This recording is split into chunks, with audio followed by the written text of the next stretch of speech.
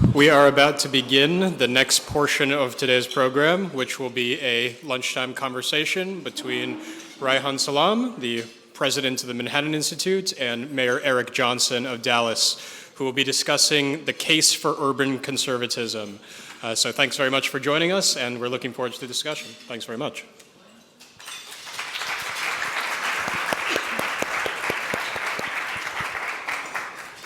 Hi, everyone. I'm Reihan Salam, president of the Manhattan Institute, and I'm honored to be joined today by Eric Johnson, the 60th mayor of the great city of Dallas, Texas, the beating heart of a metropolitan area of 8.5 million people. A Dallas native and lawyer with degrees from Harvard, the University of Pennsylvania, and Princeton, but please don't hold that against him. He joined the Texas House of Representatives as a Democrat in 2010 and became mayor of his hometown 9 years later. In 2023, he was reelected by an absolutely overwhelming and frankly frighteningly North Korean margin. So I have some questions about that, but we'll get into it. A few months later, he changed his party affiliation to Republican, making Dallas the largest city in America with a Republican mayor.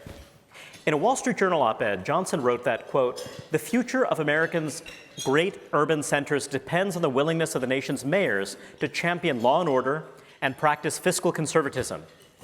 Our cities desperately need the genuine commitment to these principles, as opposed to the inconsistent, poll-driven commitment of many Democrats that has long been a defining characteristic of the GOP." Mayor Johnson, Dallas, like many large American cities, has long been a Democratic bastion in a Republican state. And in the Texas legislature, you were seen as an important progressive voice. What prompted your decision to leave the Democratic Party?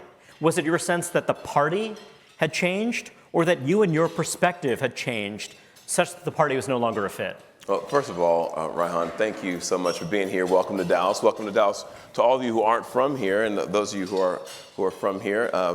It's good to see you.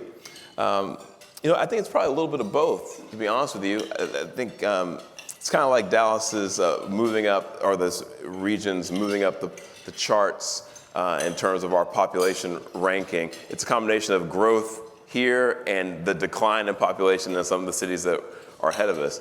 I think there's been, and I would hope that most people would actually continue to grow and evolve throughout their entire lives and learn throughout their entire lives. And so, the idea that someone would be the same person from when they were 18 years old when I cast my first vote, which was in the Democratic primary, I believe, to I'm 48 now.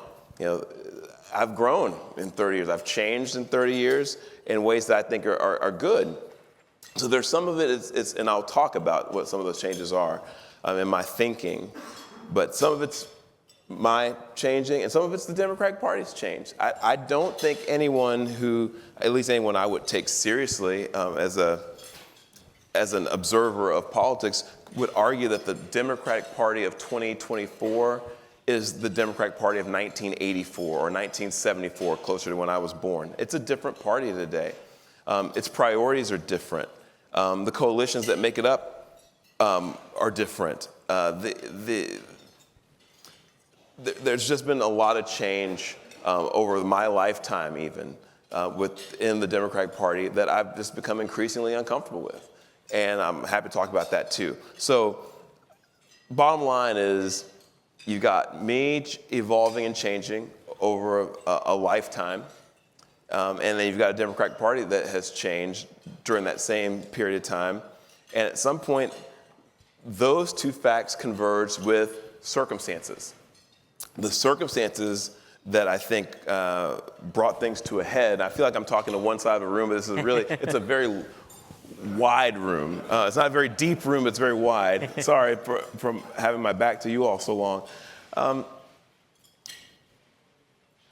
The intersection between my evolution, Democratic Party's changes, and the change in my job, and what happened while I was mayor during the first 4 years of my mayoralty, the difference between being a legislator and being able to sort of hide in a caucus and go along with a caucus versus being the person and having to make decisions and those decisions not being legislative decisions, but being decisions that affect and deal with the safety of individuals in a very direct way. Basically, my time as mayor changed how I viewed what I need to be doing as a public servant. So I can be very specific and say that there was a time when the defund the police movement started to take root, and then we had the George Floyd situation, which then brought to a head an issue that I had to make a decision about as mayor. It wasn't theoretical, it wasn't something that you could just write an op-ed about. I had to make a decision, and that question was, will I side with the people who want to decimate the Dallas Police Department, cut its budget by 60% or more, dismantle the police on one extreme, defund the police was really the only other. There was no progressive voice saying anything other than dismantle or defund. I had protesters at my house demanding that I do one or the other. They were breaking all of our city ordinances that govern when you can protest, how loud you can be, where you can stand. You're not allowed to protest in the city of Dallas after dark in someone's front yard and use any form of amplification or anything like that. They did all three. They were at my house 9, 10 o'clock at night in the dark, not respecting the legal perimeter at all, but standing in my yard, looking in my curtains in the windows of my house where my children and my wife were living, and using bullhorns and amplification, demanding, this is all on video, this is all on Facebook, people could have recorded. They were recording themselves, they were so proud of what they were doing. They were intentionally trying to scare minor children and my then pregnant wife and me into changing my position on not defunding the police. And they were very adamant about it. They'd show up at City Hall, which I was fine with. I mean, you're supposed to take your grievances to City Hall. But coming to my house and doing that for 2 weeks in a row really made me realize, and this is, I'll just end it here on this point. It made me realize that there is no more pro-public safety wing or law and order wing of the Democratic Party. That doesn't exist. I was trying to be that. That's not a thing. And this is what I meant when I said in the op-ed, I said there's a genuine commitment to public safety that has always been in the Republican Party. And then there's what I believe to be a genuine commitment to public safety by some within the Democratic Party. But the reality is this. On the Democratic side of the aisle, and we're seeing it now play out during this election, the commitment to public safety is not real. It's poll-driven. The real Democratic Party position on public safety is what you see 3.5 years out of a 4-year election cycle, or 1.5 years out of a 2-year election cycle. It's the let's defund the police and let's cut the budget. It's the let's not prosecute people for shoplifting at all. It's the let's have open air drug use in downtown. It's the let's decriminalize everything that you would consider to be illegal or should be illegal behavior in a central business district, like violently accosting people for money, things like that. And of course, breaking property, smashing out windows and things like that used to be criminal behavior in America. You used to not be able to say, I'd like something that's in the window of Neiman Marcus and bust out the windows. That's exactly what happened after George Floyd in Dallas. The storefronts in the Central Business District, the windows were busted out, people took what they wanted. But we responded, and we never signed off on that behavior. But in other major cities in the United States, where you have Democrats, frankly, Democrats leading the way, along with very progressive-minded district attorneys, they got together and said, what would be a great idea? Let's just stop prosecuting that stuff. Let's just say it's perfectly legal to take up to $1,000 worth of merchandise out of a store. That's what's happened in San Francisco and California and other places. Is it therefore any surprise that you'd see a rash of smash and grab robberies across the country in places where that's happened? It's not illegal to take the stuff anymore. So people got the message that they could do that. So of course it got out of control. The drug use has gotten out of control in these central business districts. That was the actual belief of the Democratic Party. What happens? predictably, as the people on the right have pointed out, things get out of control. Then an election rolls around. And what are you seeing now in city after city, from Muriel Bowser in D.C. to London Breed in San Francisco? And these are people I know them all. Now it's, oh, we didn't really mean that. What we're going to do now is we're going to put the National Guard in a subway station, and we're going to increase the police budget, not decrease it, and we're going to now shut down the open air drug fairs in the middle of downtown, and we're going to revisit these policies on decriminalizing shoplifting and other things. Oh, am I up for re-election? I hadn't noticed that. It's like that is what drives the public safety policy on the left. I actually am genuinely interested in keeping people safe. I was a Democrat standing up against my own party and getting tons of flack for it when I refused to defund the police and I took these pro-public safety stances. Even before defund the police, I was saying, let's increase our police salaries, let's raise the pay across the pay scale, let's shore up their pension, let's hire more because we need it. And I was just getting nothing but opposition from my liberal-minded city council, and I was getting no support from anyone within the Democratic Party.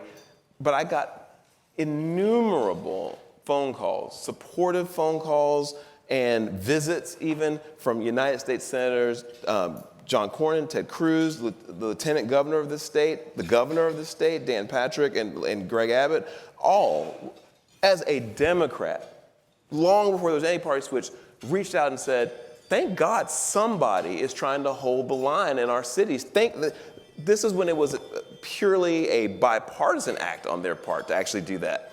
And so at some point it occurred to me, why am I still in this party that doesn't actually share any of my views on public safety, law and order issues, doesn't share my views on taxation, which I have a 5-year documented in the media record of fighting with my city council over spending and how much money we're spending and how high we're taxing people in Dallas, highest tax rate of any major city in the state other than, I think El Paso has a higher tax rate than Dallas. Houston, San Antonio, Austin, all are getting by with taxing their people less.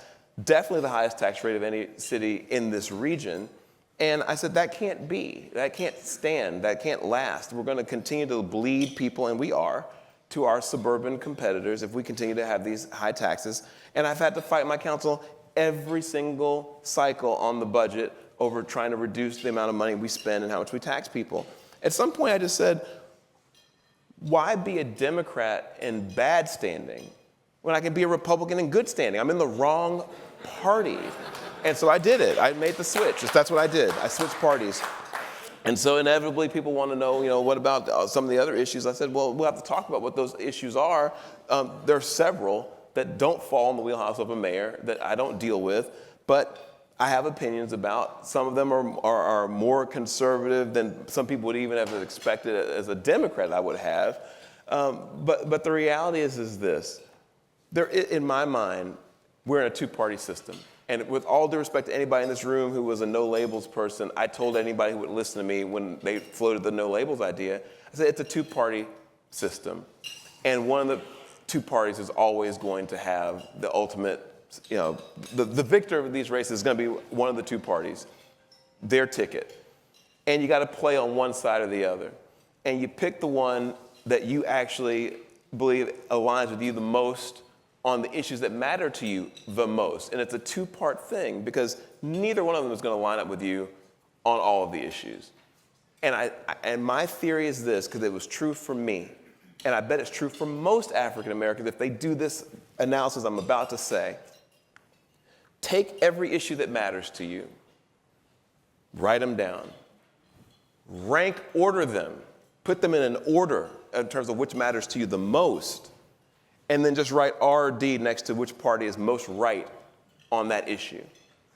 For me, if the top 3 or 4 or 5 are Republican, and it's not until you get down to issues 7 through 10 or 5 through 10 or whether you start even seeing a 1D pop up on your list, you got to ask yourself, why are you doing this? Mayor Johnson, I wonder, those protesters who gathered outside of your home, who were trying to harass and intimidate you, your wife, your children, they were people who came there, who gathered there in the name of Black lives. Yeah, their line Black of Lives argument Matter was that part of it. we are people who believe that law enforcement has been excessively violent, dangerous, has been destroying and destabilizing family life, community life. These were people who, I gather, in many cases also believed that, if you're looking at some deprived communities in South Dallas that are majority black or have had large historical black presence, are communities that have been disinvested in, that have been neglected. And they believe that political elements on the right, in the city, in the state, in the country, have been waging a war on black communities. You are someone who represents a very diverse city, but this conference is about the future of Black America. And I wonder what you think about that line of argument. When these folks are presenting themselves as champions, and when they really do have a pretty compelling history to draw on, right? How is it that you engage that conversation with your black constituents, but also in your wider networks? I'm sure there are a lot of people who came up with you in Democratic politics, for example, who are really questioning your commitment to racial solidarity. So talk to us about that. Yeah, no, I think that's a great question, and I want to talk about it.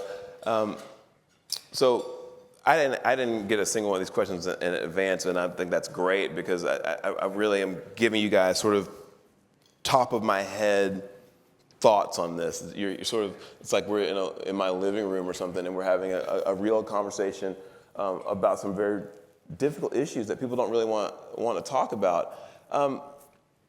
Here's how I feel about that. I'm the same guy. My views and the things that I have done with respect to advancing the cause of racial justice and things like that, I'm proud of, and I don't think that is an issue that either party has a monopoly on or should. I wouldn't change anything about the work I did in the state legislature on making the policing profession a more transparent profession and one that was more accountable to its residents, and that it acknowledged the fact that there are disparities in how law enforcement and the community and the interactions in terms of resulting in deaths have fallen along racial lines. Those are realities. That's data. Those are facts. But one, in my mind, doesn't have anything to do with the other in terms of acknowledging that we need to fix those things, address those things in a very factual way, and be not emotional about it, but be analytical about it and figure out what can we do to improve the profession of policing. What can we do to make community policing the rule and not the exception? How do we train officers better to respond in ways that don't result in people losing their lives because people were unnecessarily or unjustifiably afraid? There are people who are in the profession who shouldn't be in the profession in the first place because they weren't weeded out on the front end properly. So departments are getting desperate to get people to do this very difficult job. And so what you saw, for example, recently in Memphis, and it's been admitted to, they lowered their hiring standards to get their numbers where they needed them to be in terms of headcount. They were even changing the proficiency with using your firearm, which used to be the line you did not cross with hiring a police officer. Like, you got to be able to use your weapon in a safe manner and show proficiency on the range with the weapon. They were even making exceptions to that to get people doing this job. You attack all of those problems. I think you need to be honest and aggressive about that. That's not the same thing as saying that policing is an inherently racist profession and endeavor that we should no longer be engaged in, and our choices should be either to dismantle police departments, which I think Minneapolis started talking about and actually did. Let's see if we can just reimagine our way into public safety that doesn't involve police at all, or on the most forgiving approach to the problem would be, or just reduce their budgets by 2/3. See if they can do the same job on 2/3 as much money. That's foolishness. That's dangerous. That's playing a political game. And I'll tell you why I say that. And this is getting to the racial part of this.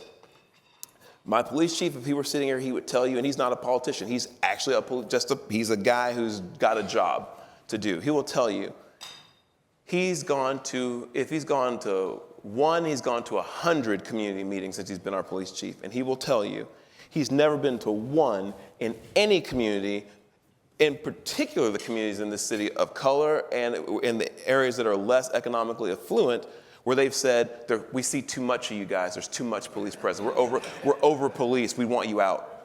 He's never had that happen. In fact, he has said it's the exact opposite.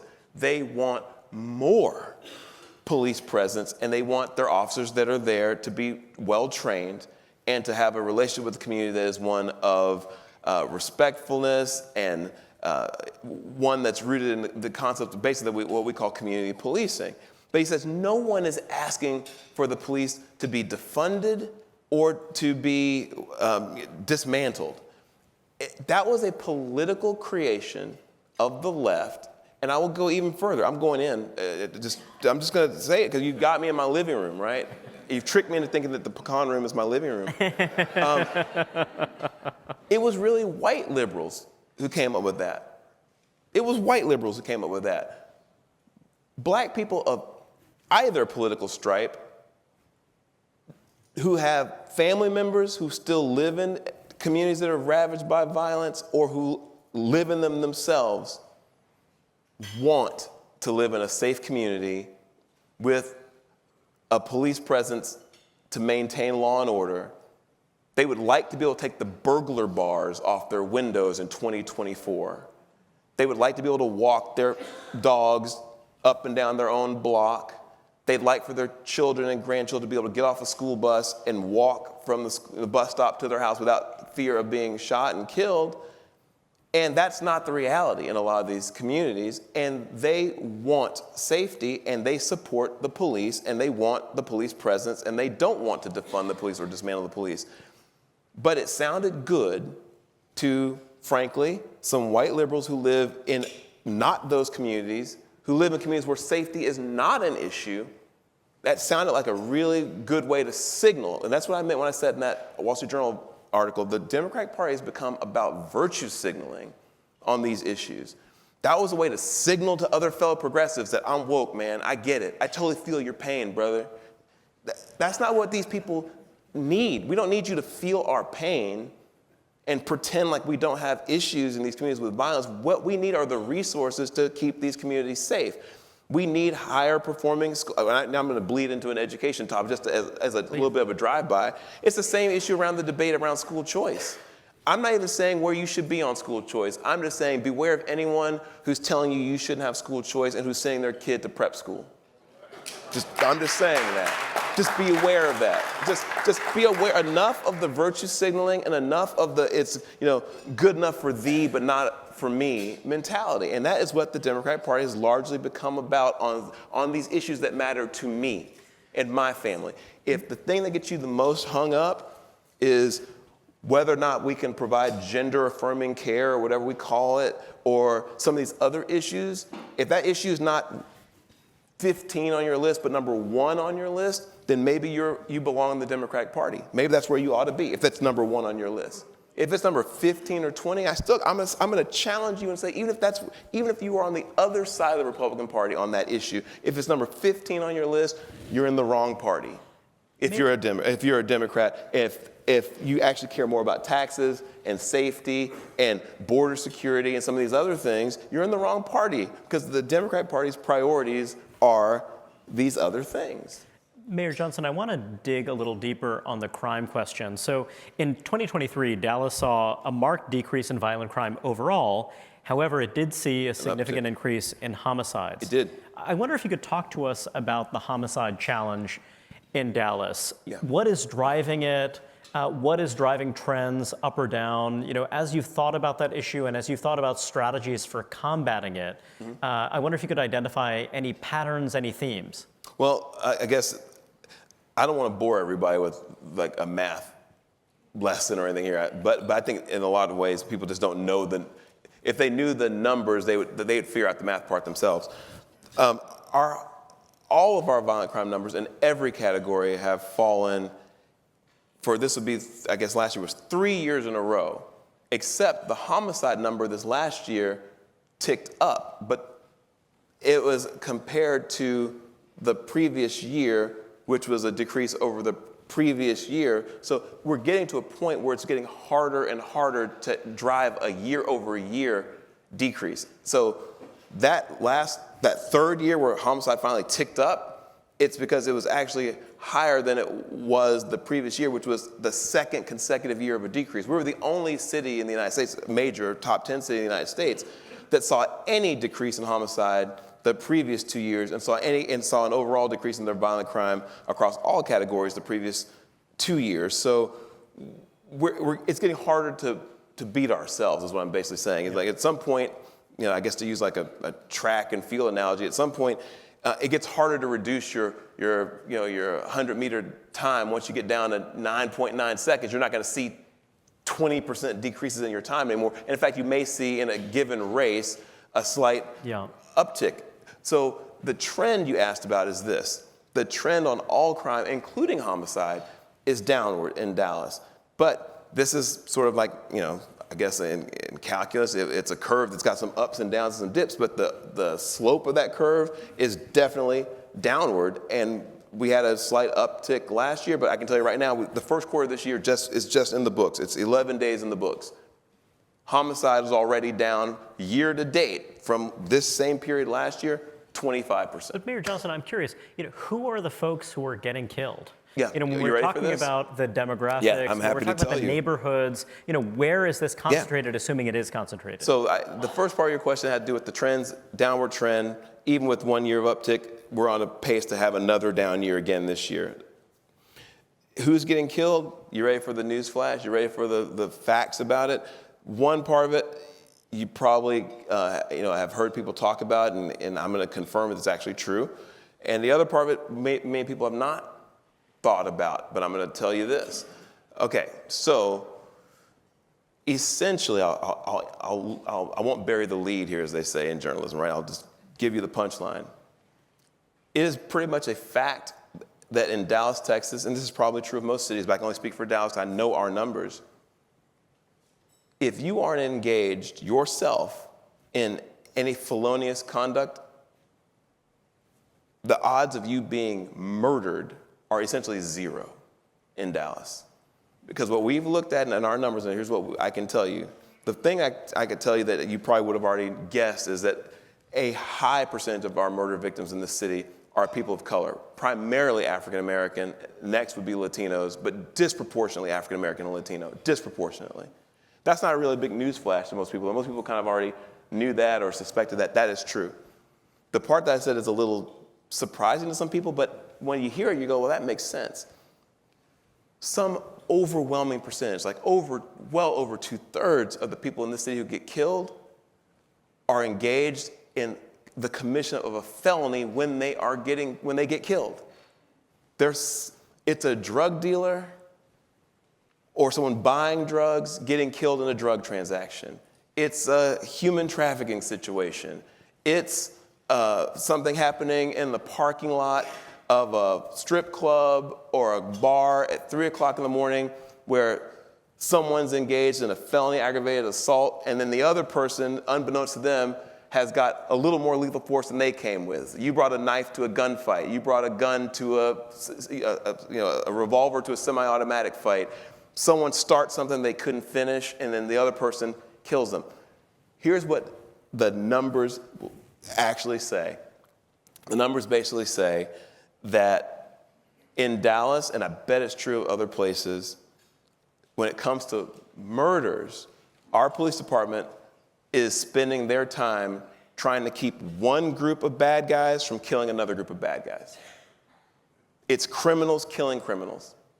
It's not people like in this room minding their own business, going to work or going to school, and getting randomly killed by a criminal. Almost all of your homicide are people engaged in illegal activities, killing other people engaged in illegal activities. That's how it goes. And are these, how often do you see kind of methodical, planned hits by members of one criminal organization versus another, versus how many of these are kind of encounters that are somewhat spontaneous, someone becomes angry, they just have something that is more spur of the moment? I couldn't give you the exact breakdown of planned, that type of thing, but I will tell you that there's a percentage of our homicides every year, and this percentage has been declining, but it is a percentage which are family violence related. Those are behind closed doors. No amount of police work could have prevented it because you can't see it. It's happening in private. The other percentage of it that's not happening behind closed doors, even that percentage, this is another sort of fact of murder. The overwhelming majority of the time, the person who kills you is someone you knew. It wasn't a stranger. It's not random violence. So let's think about those combinations of circumstances. If you're going to get killed in a city like Dallas, which is probably true of any place else, it's going to be somebody you know. You're going to be engaged in something you shouldn't have been doing in the first place. And I mean, when I say something you shouldn't have been doing in the first place, I mean something serious, like trafficking women or children or buying drugs or something like that. And I mean, serious drugs. So that's the picture of murder in a city. So our police chief and our police department are very committed. I meet with them every 2 weeks, my police chief, extremely committed to pushing down murder numbers because they drive the news. It's what everybody wants to report on. But the reality is the number that really is the best indicator of how violent and how dangerous the city really is like felony aggravated assaults and things like that, burglaries and robberies, because homicide is such a freakish thing. The difference between a felony aggravated assault and a homicide, in fact, legally, the only difference is the resulting circumstance of death. Meaning, if I pull out a gun right now, Rihan, and shot you, please don't. And I didn't kill you, it just goes in our felony aggravated assault numbers. If you die, it goes in our murder numbers. So every day, actions are happening that if they, and this is something that, like I said, I know way more about this than I ever wanted to know. It ends up things that factor into your murder rate. Your proximity to our hospital district, which is across the street, could make a difference. Would probably save your life in this case and keep that off of our books as a homicide. If that happens up in District 12, way far north Denton County, or out in somewhere in one of our more farther removed places, the proximity to the care may determine whether or not you actually become a homicide or you stay in aggravated assault. So how quickly people get to care makes a difference.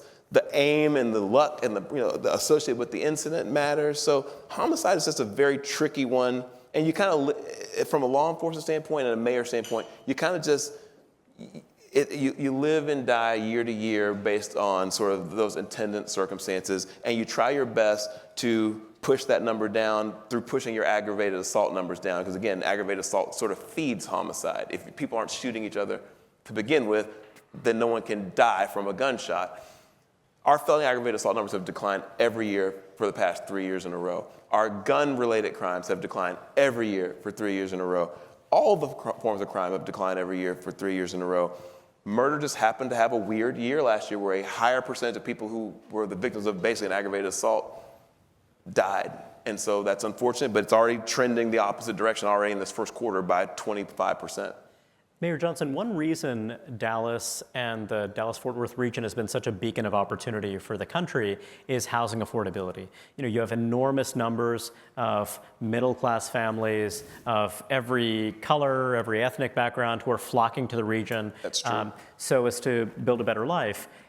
Yet the city also has a homelessness problem, and you've been a thought leader on the subject. This is a big, very live debate in city after city, with some cities embracing a kind of housing-first strategy, and others pursuing a different path forward. I wonder if you could talk to us a bit about your perspective on the homelessness crisis, here in Dallas, but also just nationally, how you're thinking about it. I'm not a huge fan. Again, I'm giving you the living room version of stuff. I'm just telling it like it is.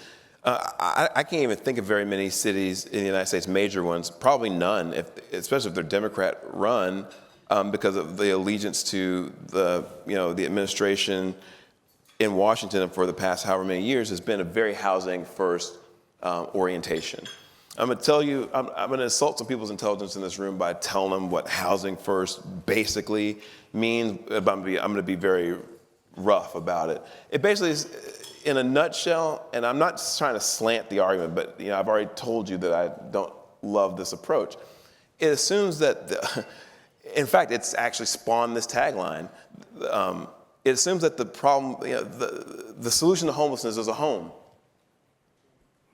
That's sort of the tagline. The idea is that, a homeless person's biggest problem is they don't have a home. That sounds really cute, right? That sounds, well, oh yeah, of course, you're right. Well, I'm so stupid. Why didn't I think of that? I mean, it sounds really, it's too cute by half, though.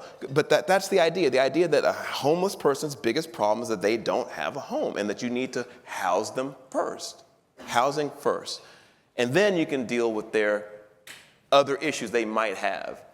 Well, the other issues they, quote unquote, might have, I'm here to tell you, in my personal opinion, and people who don't support the housing first model, is not might have, almost always have, and are the reason why they are homeless in the first place and have to be addressed first. Meaning, what does it mean to take someone off the streets and put a roof over their head if you haven't addressed their schizophrenia or their crack addiction or their extreme sociopathy that has made every person who actually loves them say, you can't live here anymore?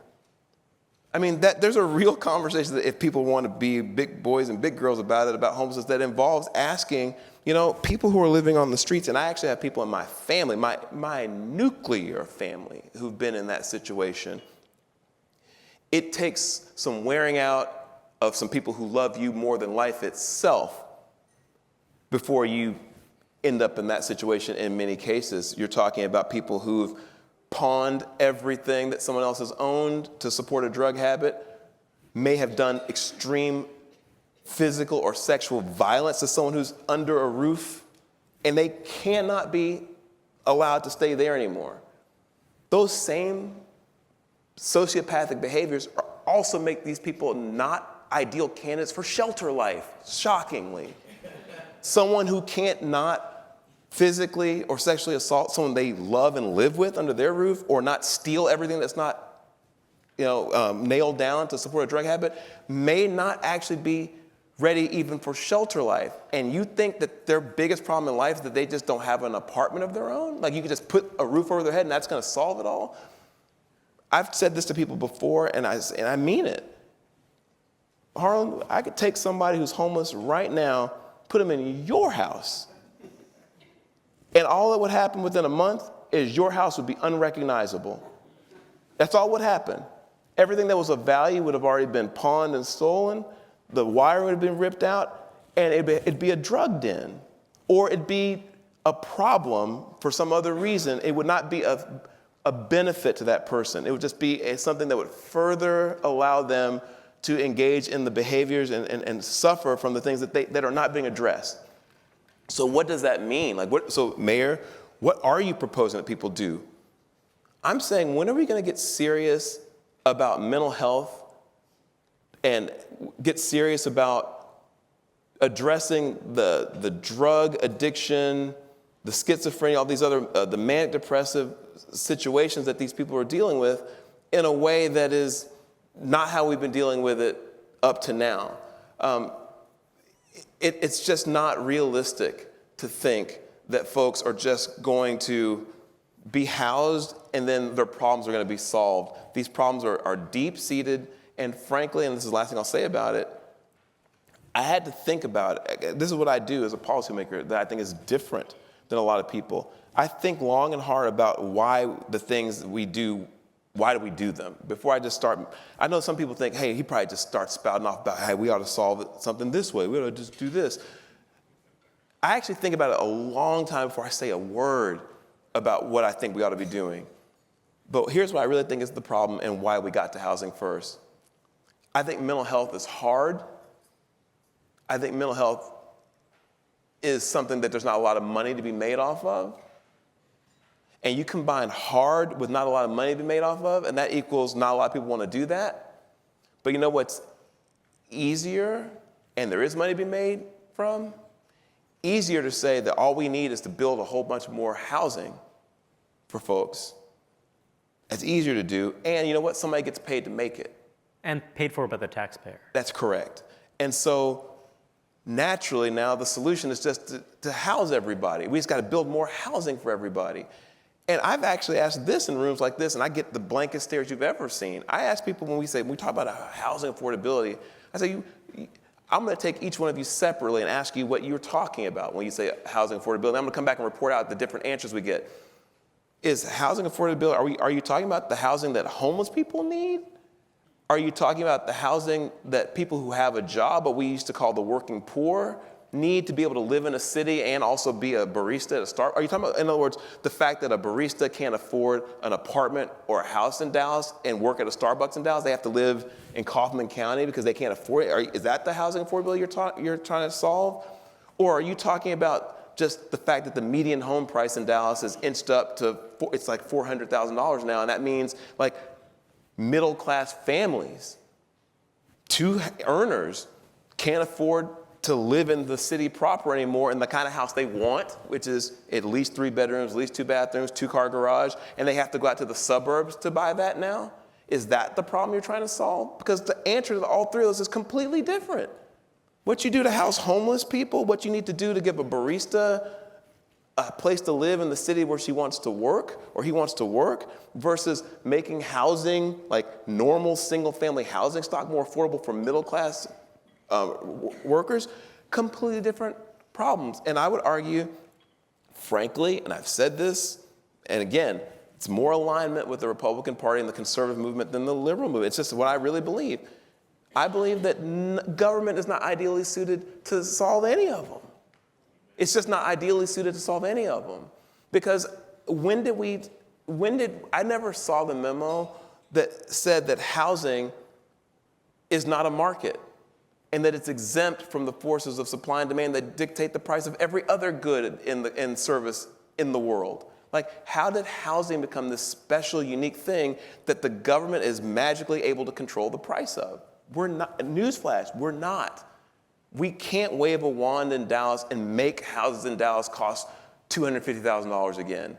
They cost $400,000 on average now because it's a country you can move around freely in. In California, look at a house in Dallas that's listed at $900,000 that's, 3 bedrooms, 2 bathrooms, and that sounds like a deal to them compared to what they'd have to pay for that same house. And so they move here and they pay all cash for it and they get the house.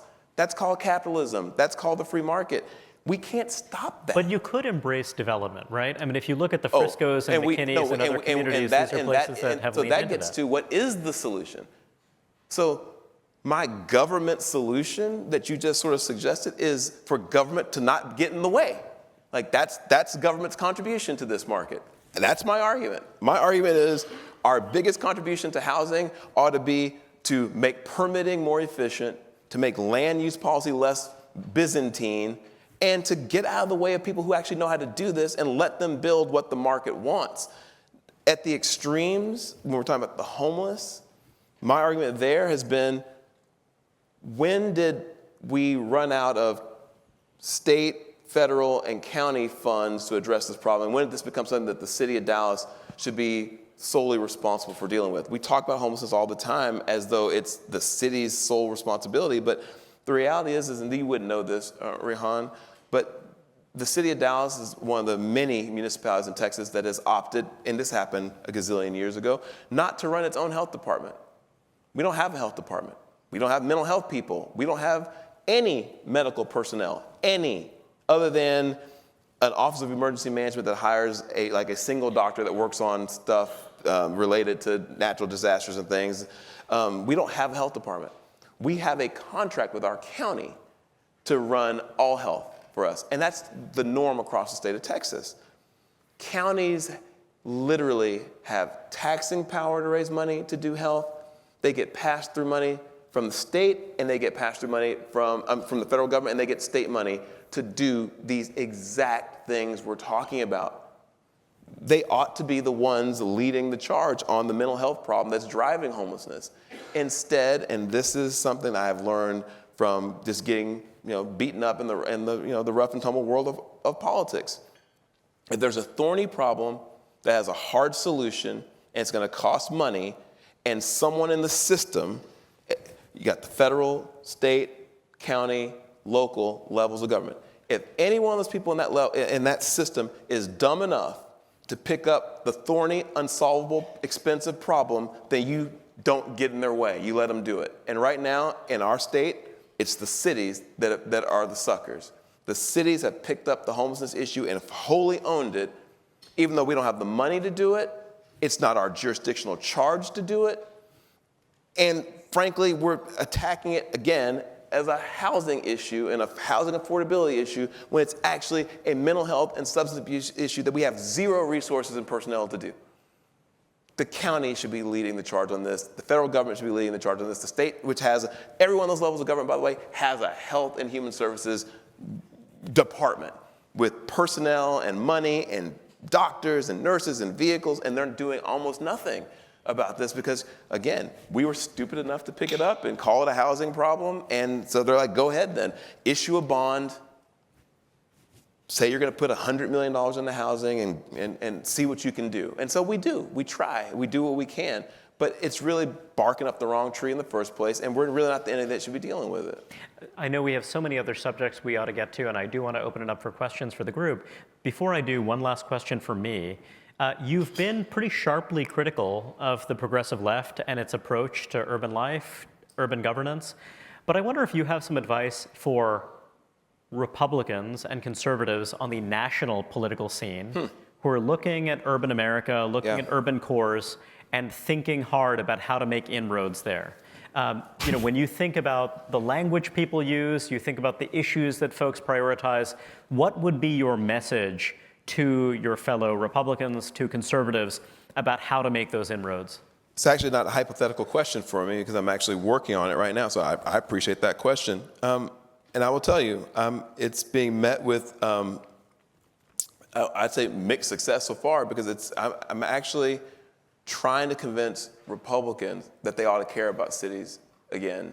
They didn't always have this attitude towards cities of, we can't compete there, that's Democrat territory, let them have it, and we're just going to focus on rural areas in the suburbs. Look, I'm an honest broker on all these issues, and I say what I really believe after I've thought about it, and I just go with it. I think the Republican Party at some point said, we're not going to be competitive there, and we're not going to spend the money to compete there, and we're going to win elections the way we need to win them by appealing to rural voters and, to a certain extent, suburban voters, soccer moms and things like that. And you can ask yourself whether or not even that commitment is still there, given some of the positions.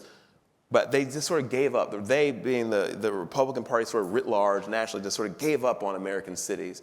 And they almost adopted the position of, and once we've taken our hands off of it, then we can just criticize it because we're not responsible. We're not doing it. So if every major mayor in the country is Democrat, which they were until I switched, and we've said that's not our domain, then you can sort of just criticize all the mistakes that are being made.